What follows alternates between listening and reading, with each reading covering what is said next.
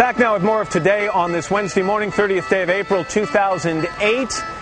It is a stunning sight as we are wrapping up day 3 of Where in the World in the Southeast Asian nation of Laos, a landlocked nation that's becoming one of the jewels in terms of ecotourism in this area. And from a trip down the Mekong River to a visit to a village that most people in the West will never see, to a stop inside an active Buddhist temple and a look at some beautiful silk textiles.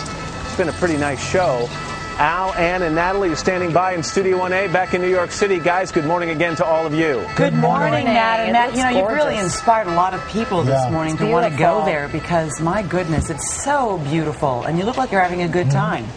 So we actually I was having a good time until about 3 bugs just flew down my shirt in the commercial break. And I bet they're having a good time. I can see those bugs there. There's a party in your pants.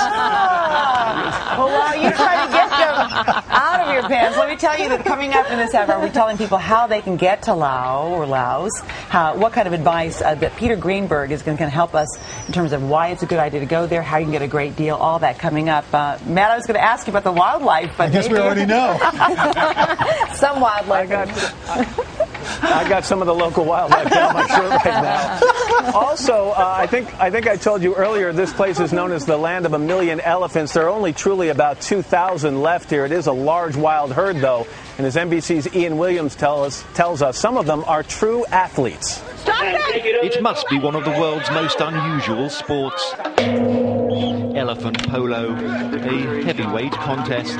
This one at the Anantara Resort in the Golden Triangle, a once notorious opium-growing region where Laos, Thailand and Burma meet. 12 teams, 3 elephants per side, battling for the King's Cup. You have your second fastest in attack, your midfield is your fastest guy, and you have the big alley at the back. The elephant's mahout, its keeper, drives the elephant, while the player drives him and attempts to hit the ball. It doesn't always look elegant, but it does involve skill and tactics, and it's more than just a sport. Jenny, best elephant in the country. In fact, Jenny has become the tournament's poster girl. Best elephant I've played so far.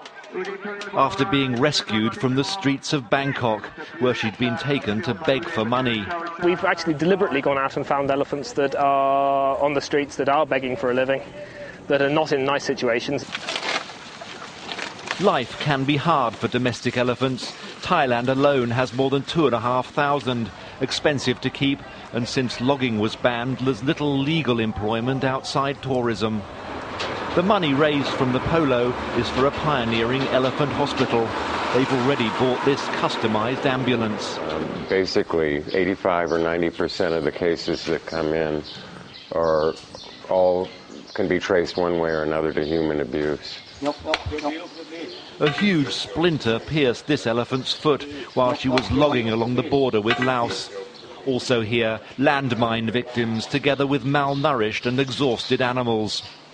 This centre now provides home and hope to around 50 elephants, many of which have developed some surprising talents. The polo players break for lunch. Elephants are a symbol for this region, but too often they face hardship and abuse. But here, for a while, they're treated like the regal elephants of folklore. For today, Ian Williams, NBC News, in the Golden Triangle. It really is a beautiful and undiscovered place, and we've had a great time here. Al, Ann, and Natalie, before I take off, I want to give you that clue for day 4 one more time. It's a little long and involved, so take a listen. It is, so the prime rate you guessed, the red lights you saw through, the anagram even proved easy to chew. In this place you can rock, and there's one heck of a mall with a turn of a head, different continents call. So you can think about that. And by the way, I just want to show you what happens when you're in the evening in Southeast Asia and you put a couple of TV lights up. How do you feel about bugs, guys? Wow. I think we can't. Well, I see. We can see them. It's a little bit. Yeah, well, actually, they're everywhere. They're after you ate one of their friends. Some there. I knew I shouldn't have eaten the cricket, Al. You're right. Anyway, I'm going to hop on this tuk-tuk here, and I'm going to make my way to our 4th destination. I hope you guys have a great rest of the program. and I will see you tomorrow morning from parts unknown. All right. Have a fun, good day. darling. We'll see Safe ya. Well, with travels. those 3 wheels, at least he won't be too tired.